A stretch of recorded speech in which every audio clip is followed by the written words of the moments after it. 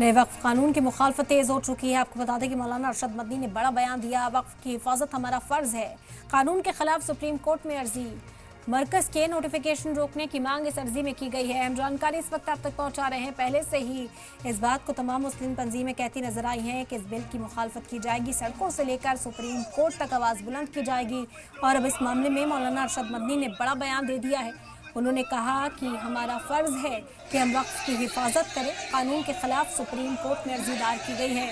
मरकज के नोटिफिकेशन को रोकने की मांग सुप्रीम कोर्ट में की है। इस वक्त मुल्क में लगातार एहतजाज देखने को मिल रहा है। कई जिलों से इसी तरह की तस्वीरें सामने आई हैं और अब मौलाना अरशद मदनी का ये बयान सामने आया। ज़मीन और वक्फ करना, वक्फ जायदाद, ये हमारा एक मजहबी शिआर है। बिल्कुल इब्तदा के अंदर के हम कोर्ट में जाएंगे। अल्हम्दुलिल्लाह आज हम कोर्ट में चले गए। हो सकता है कि हम अपनी इकाइयों से सूबों के अंदर कहें कि वो अपने अपने सूबे के हाई कोर्ट के अंदर भी जाएं। हम सुप्रीम कोर्ट के अंदर पहुंचे हैं।